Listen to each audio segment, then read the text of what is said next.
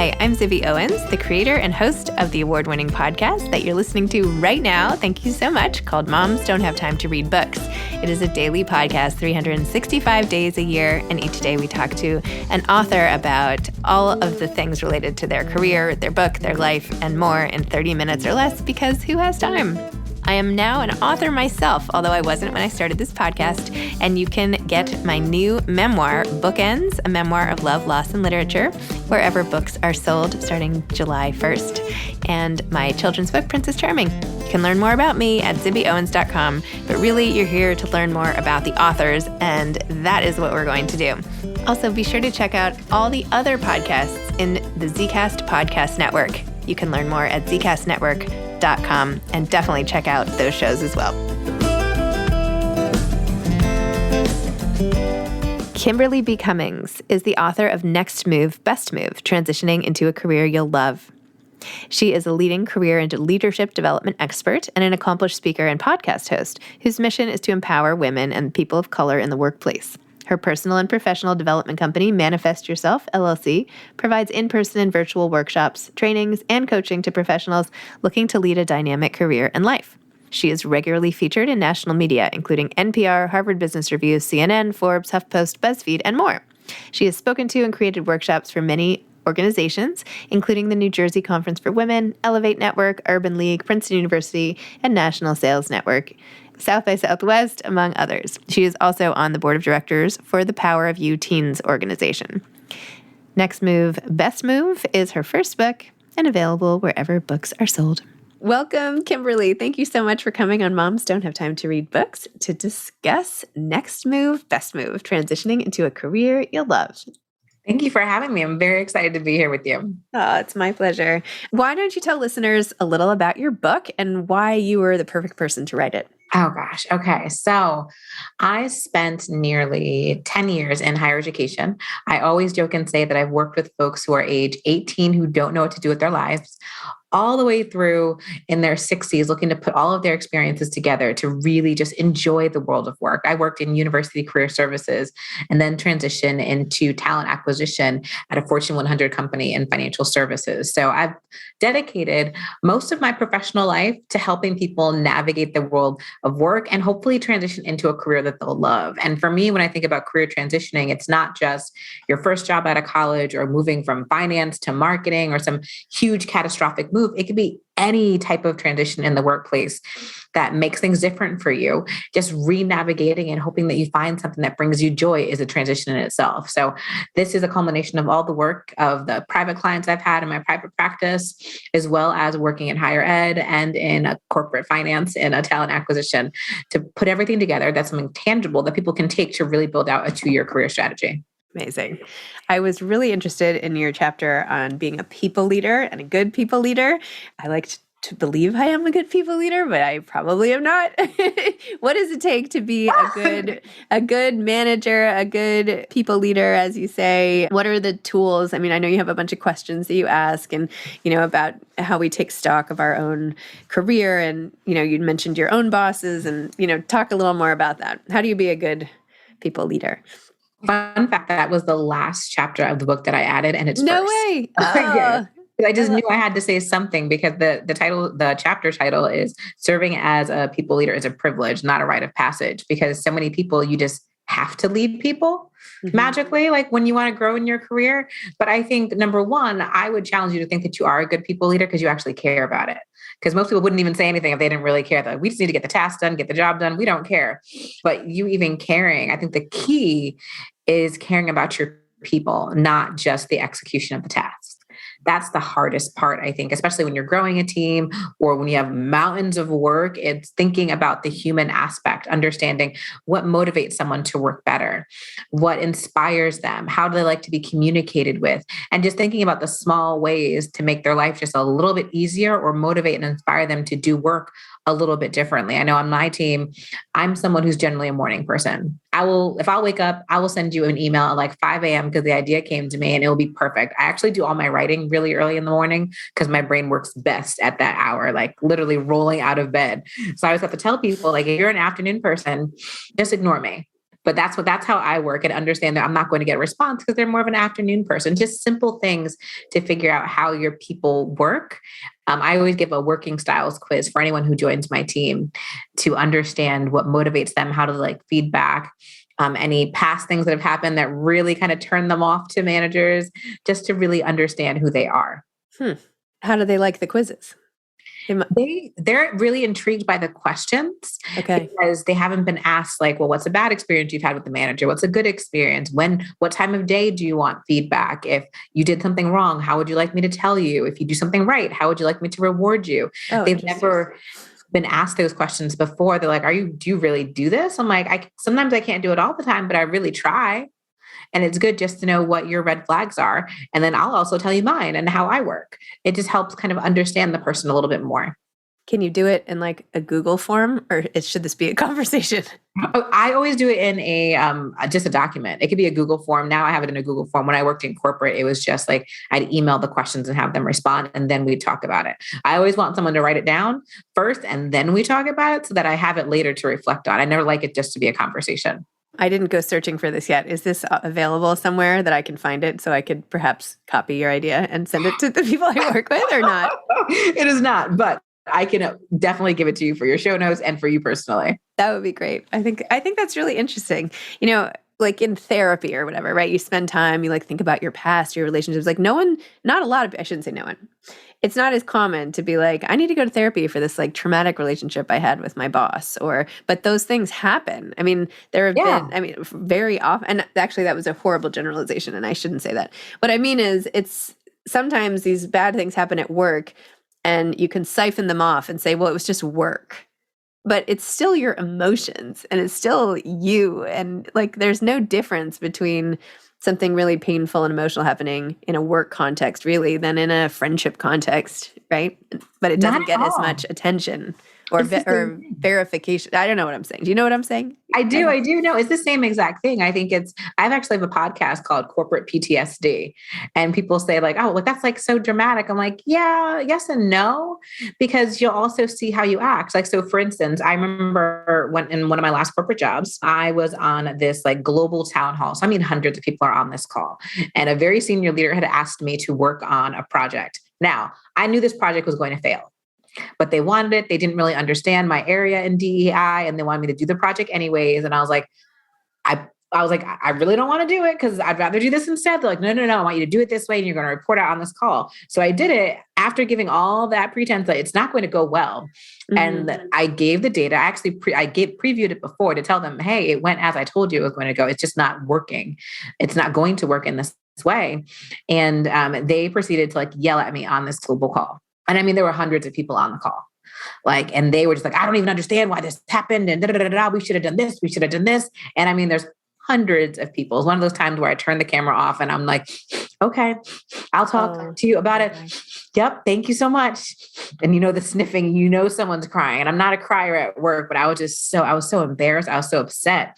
And I realized sometimes to this day, especially now running my own business, I have a little bit of a complex sometimes when I go into meetings and I know that the outcome isn't what's necessary, even if I know I communicated it well, or just if it's not what it was intended to be for that person.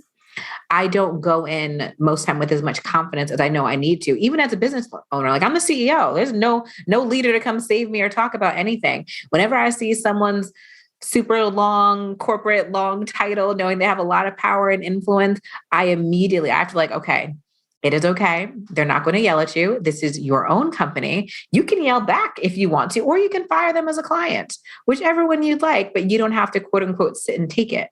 I think in corporate, and when I say corporate, I mean anyone in the 9-to-5 world, I think we're conditioned to think that someone in leadership has power. So the manager has the power. You don't have the power. You can't speak up for yourself or you'll lose your job. And it's really difficult. It's a difficult place to be in. And as we're talking about people leadership, I think I tell people you need to lead in the way you'd like to be led. That's the golden rule, right? Like, don't do things to your people that you wouldn't want done to you, and just try and be a good human. There's work to be done. Just be good. Just be a good human. Yeah. That's how I try. I mean, that's how, like, I'm always like, well, how would I want this to go?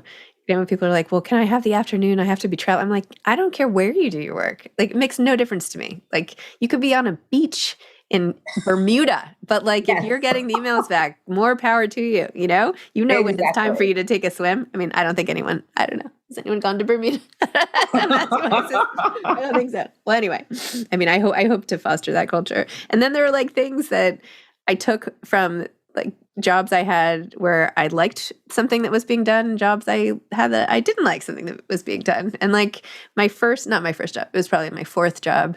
Well, my job right before I went to business school, I worked at Unilever, and I was helping on the Unilever Prestige team launching the Vera Wang fragrance. And Mhm. I had a woman boss who was probably, I don't know, maybe 10 years older than me. And when I got to work my first day, she had sent me flowers on my desk with a little note that said, "Welcome to the Oh, team."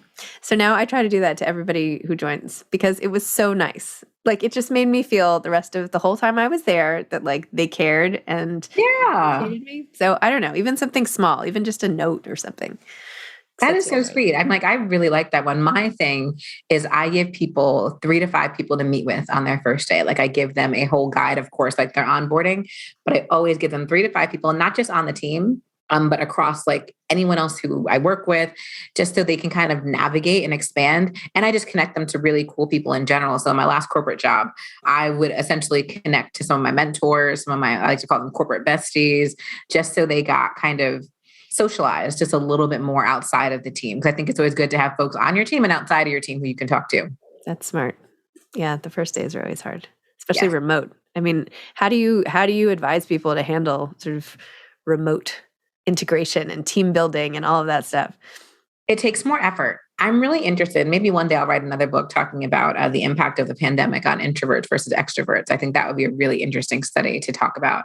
But I think the key is to treat it like it's not remote. What would you have done in the office, and how can you replicate that at home? Because the biggest thing that people are missing is that connection, is that relationship building, the mentorship, the sponsorship, even just having really great peers and getting to know them outside of that box of the actual assignment that you have. So it's finding ways to connect. I think going to the virtual events, I know sometimes we're tired of the virtual events. Go meet friends, see if you can have coffee. Like, hey, do you want to have a 15-minute coffee chat? Actually go make your coffee in your Keurig and drink coffee and talk together, or do lunch. I really try and think about all the little instances that you would have even after you go to a large meeting, right? Normally you have your buddy who you like debrief walking back to your cubicle or your office with. Who are you going to Slack right after and be like, hey, you want to hop on a call to talk about what Susan just said? And go do all those things to create that connectivity.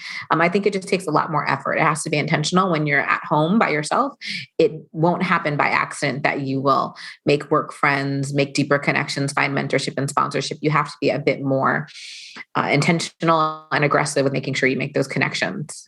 Hmm. Have you found any, like, not canned is the wrong word, but organized team building things on Zoom or virtually?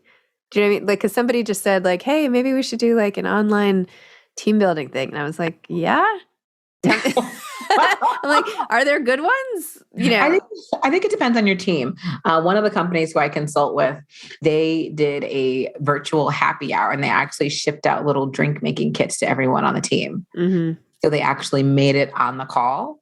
So I think anything that makes people do a little something, I think people have played like bingo Yeah, no. or like No. things like that. Or I have another client of mine who, to help people get to know each other before every company town hall, so they have like a monthly meeting. They introduce like 3 or 5 colleagues, depending on how many new starts happened. And they kind of have like a one slide of who they are, who's their family, what activities do they like to do, so that the team can get to know everyone across the organization.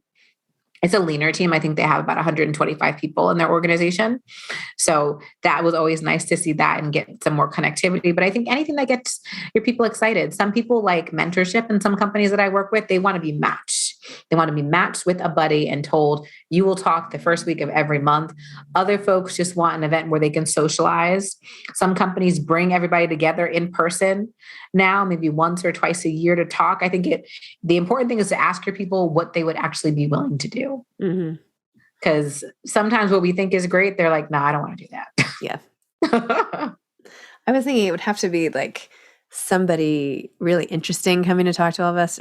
Like something really like, oh yeah, You're doing that just for us? I don't know. I haven't figured out what it is, but it would have to be really special. Otherwise, who wants to be on Zoom anymore, basically?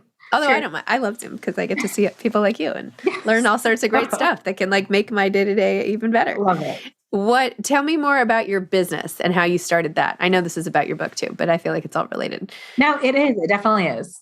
So how did you start this up, and like tell me what services you offer to people and like how you've built your own business? Definitely. So it's evolved over time. So I joke and say I've been playing on the internet since probably 2011. And that's what my parents would say, at least until recently. The book made them realize that like, oh, she's doing something. Like you can go into a store and like take the book like, oh, okay, she's not playing anymore. But when I was working in career services, I love speaking. I love teaching. I love doing training and workshops and presenting at conferences. And as I started to present and was able to kind of cultivate my own way of coaching students, coaching alumni, and working with people to make career transitions, I frequently got asked, well, oh, can you come here? Or can you work with this person? Or can you do this? And the business slowly evolved. I actually started as a blogger back in the day, way back in the day, just blogging about things that I was going through, things about when I slowly started integrating the career and leadership development content. And by that, I started in 2011. I think in 2013, that's when the name Manifest Yourself came. And then by 2017, I founded my LLC. And by that time, I was doing a lot of workshops and trainings within companies, speaking at larger scale companies, and also doing a lot more coaching on the side. Now, the business as it is still has combinations of that, but a lot more of it is centered around consulting. So going into organizations and teaching them how to recruit, retain, engage, and promote their underrepresented talent, no matter what that is for the organization. And then I do have a career community where I have leadership development courses on demand that people can take, and I do monthly group coaching. Amazing. But it took some time, and I did it. Everyone's like, oh, well, did you like just stop working at your corporate job and launch the business? I was like, no, I've been doing it the whole time behind the scenes. I definitely probably should have resigned a little earlier because I 200% burnt myself out. I left when I had no choice because I was just so overwhelmed. Oddly enough, I think it was 3 weeks before the book came out. I was like, there's no way. I looked at my calendar and I looked at my work. This isn't going to, there's not enough hours. There's not two Kimberlys to do this work. So we need to figure something out. Wow. That's really inspiring though. Like your own success story is like another one to model on like how you find your own career. Yeah. I'm like, and I never would think that my career would be helping other people find their careers. But the first time I helped someone get a job and I knew it was a direct result of working with me, I could see the transformation. I was absolutely positively hooked. Like I was like, oh my gosh. And I saw how happy they were. They actually stayed at that job for almost 8 years and got promoted throughout the ranks. We keep in touch on Instagram. Nice. It brought me so much joy. That's when I knew, because I stumbled early in my career doing a bunch of other things, just like most people do. But when that happened, I was like, oh, okay, I'm staying in the career and leadership realm. I love that. Wow. And then how did you end up even writing a book? How did that come to pass? Oh gosh, people have been asking me. I do a lot of public speaking. So I think I average probably between like 50 and 70 speaking engagements a year, like workshops, trainings, facilitations, whatever it is. And people would assume at the end of the book, oh my gosh, where can I buy your book? They just assumed I had a book. And I didn't. And finally I was like, okay, like I have a process. Let me put everything into a book. And oddly enough, the title of my book is a workshop that I did in 2017 for the New Jersey Conference for Women. I didn't realize this till after. When I thought of the name, I was like, oh my gosh, this is so incredible. It's like, no, Kim, you created this a long time ago. It just sounds good to you now. But it was a process. I think as you obviously know, I think writing a book was one of the hardest things I've ever done. And oddly enough, I'm planning on doing it at least 1 or 2 more times. But it's literally the process I've done with clients, corporations for years. I think it's really important that people have access to career information. I think as I'm a late millennial, my parents are baby boomers. I think if my dad were talking about career development, he'd just say, work really hard and put your head down. And I think that's what so many people are conditioned to do. Just work really hard and put your head down. Even if you're unhappy, like just figure it out. You'll be okay. Don't necessarily even change jobs. Just wait for your boss to leave or just make it work. Someone will see you. And that's not really how the world of work works. And I know not everyone wants to go back to their university career services, especially if they're an alum. They may not even have access anymore.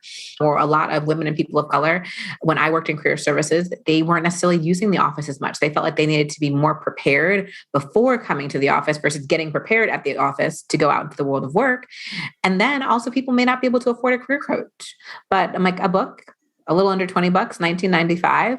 I'm hoping that it democratizes access to career and leadership development information. This is literally exactly what I do with my clients. And they've been able to transition fields, get a new job, get promoted, negotiate. I have one client who negotiated, I think, another like 50K on a salary offer.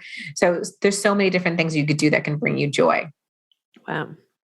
In my head, I keep thinking like, okay, in what capacity can I work with Kim? I know. I'm like, what do you offer? I'm just asking for this podcast. Yes. I love it. I love it. Have you been in touch at all, or do you know about iRelaunch? It's this whole conference. Were you a part of it? I worked with them I was on their podcast when my book came out, actually. Okay. And back when I was in higher ed, I went to their conference to recruit. Oh, okay. Yes. Well, then you don't need my suggestion.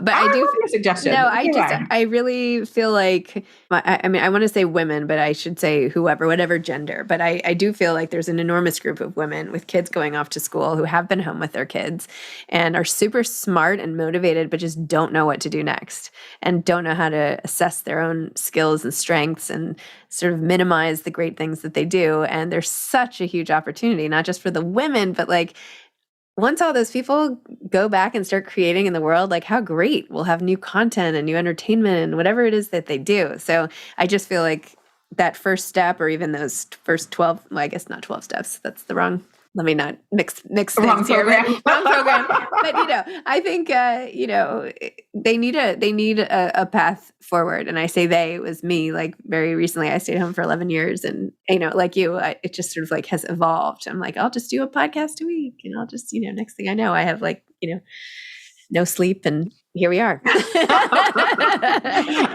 think the beautiful thing about the book that I've heard from my readers is that I thought that I was writing it for a particular audience. I was like, okay, like I think when I did my book proposal, I think I said my audience was probably like a 24 to like 35-year-old professional, generally who is a bit overemployed. So they worked really, really hard, got somewhere a little faster than they quote unquote should have, air quotes.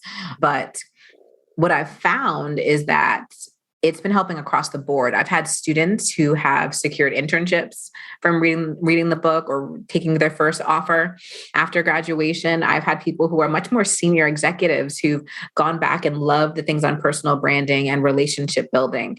That's the beauty, I think, of Next Move, Best Move. And then a lot of people, like, they read it through, but then they also go back and like, it's almost like a little manual, like a textbook. Like once you kind of get the gist of how it works, you've done some of the exercises, you can go back and like, okay, I got a new job offer and it's a year later. Let me go back and read the salary negotiation chapter or read more about like the core values. So that's, I think, the piece I'm most proud of is that it's helped across the board. And I definitely have moms. I have a lot of moms who are relaunching their careers or re-entering the workforce, or especially with COVID, because they say women have been the most impacted, taking care of families, children. So they've been going through the book as well. It's like, well, how can I transition to a company that gives me more work-life balance too, especially with people who are returning to the office. Some people don't want to go. Well, we know a lot of people don't want to go. And they need to kind of brush off their skill sets. So they can get something that's much more aligned with where they are today. I should have given your book. My son just turned 15 and is doing an internship. And literally this morning, he's like, yesterday was just like really boring. And I'm like, yeah, you're an intern. Do you know what I mean? Like, yeah. So then I started telling about when I was an intern. I'm like, this is what happens, but that they see it all in a context and know where it's going. So anyway, I guess I will give it to him now. Not that I don't know if let me know what he thinks. Yeah, I don't know. Hard to get. I can't get him to even read my book. I'm like, do you want me to read it out loud to you? I feel like you should hear some of this stuff. I know. Yeah. Oh well, kids. Anyway. Okay. So wait, the next two books you want to write, what are they? You mentioned already the pandemic and introvert, extrovert. Gosh. What are you, an introvert or extrovert? So I'm really an introvert, and people are shocked because I do so much public speaking. But if you ever see me after I speak, it takes so much energy from me. I can barely form a sentence. I need to be alone in a dark room. Don't talk to me. Like, just give me kettle corn popcorn and some Cheez-Its and let me sit in the corner and watch more Grey's Anatomy. That's all I want after I have big speaking engagements. I'm definitely an introvert. Ali, that's not the book I'm thinking about writing. I have two ideas that I'm thinking of right now. And one is that leadership. I want to go much more deeply into leadership development and really thinking about how we can work with each other. So not just managers, how can you manage better, but also how can you manage like up, down, and across? and think about the different archetypes of different leaders and what that looks like. I'm a big believer that everyone is a leader in the workplace because you are there to lead your body of work, whether you're an assistant, a chief so-and-so, a director, manager, whatever it is. And then I'm also thinking about something a little bit more personal. I think a lot of people have been asking me to write more about myself, and how that correlates to how I built my career, how I've transitioned through different things. But I'm a little nervous to write something personal. I don't know if I'm there yet to tell my own business. Well, I did start a publishing company called Zibby Books, and we publish memoirs. So I'm just saying.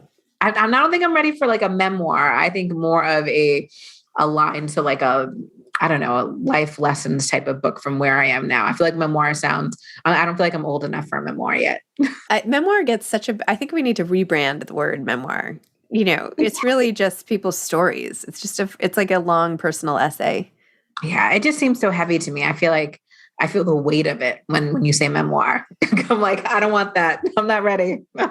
No, it's just like your story. It's just people's stories. That's all it is. You can tell your story no matter what age you are. Depends what happened, right? So, very true. I mean, I like reading stories of people of all ages. It's not like in the olden days, like a retrospective of like, here I am at age 80 and I'm going to tell you about my entire life, Yes, very. No, it's more like, Anyway. Period. Yes. Got it. Yeah. Anyway, whatever. But okay, you're not ready anyway. Well, if you are, you have my email. So I will for sure. What advice do you have to aspiring authors? Oh gosh. What advice do I have for aspiring authors? I think for me, the hardest part of the writing process was really telling a story and connecting it to myself and to the reader at the same time. So I think if you're an aspiring author and you're writing, I would really think about how you can share from a place of empowerment, how you can really share to connect. I think that was hard for me. I think as a blogger, I'm used to writing like 500 to 900 words maybe. So it's short, quick, and easy. When you're coaching, it's very solution focused. So I always get to the point. I'm not used to having the breadth to explain and share and all those things. But the connection, the stories are what people remember. Even if like my book is technically like it's more technical-esque, but the stories are what people continuously come back to me about. And that's how they remember the concepts. Love it. Well, this has been so fascinating for me. Thank you so much. I've really enjoyed it. And yeah, stay in touch. Yes, indeed. Have a good one. And send me the questions. I will. I will. Talk. Okay. Yeah. All right. All right. Thanks a lot. Bye. Bye. Thanks for listening to this episode of Moms Don't Have Time to Read Books. Don't forget to follow me on Instagram at Zibby Owens and at Moms Don't Have Time to Read Books. Also sign up for my newsletter at zibbyowens.com and sign up for my virtual book club and meet lots of authors on Zoom every other week. Thanks so much to Steve and Ryan at Texture Sound for the sound editing. And thank you to Morning Moon Productions for providing this fantastic intro and outro music.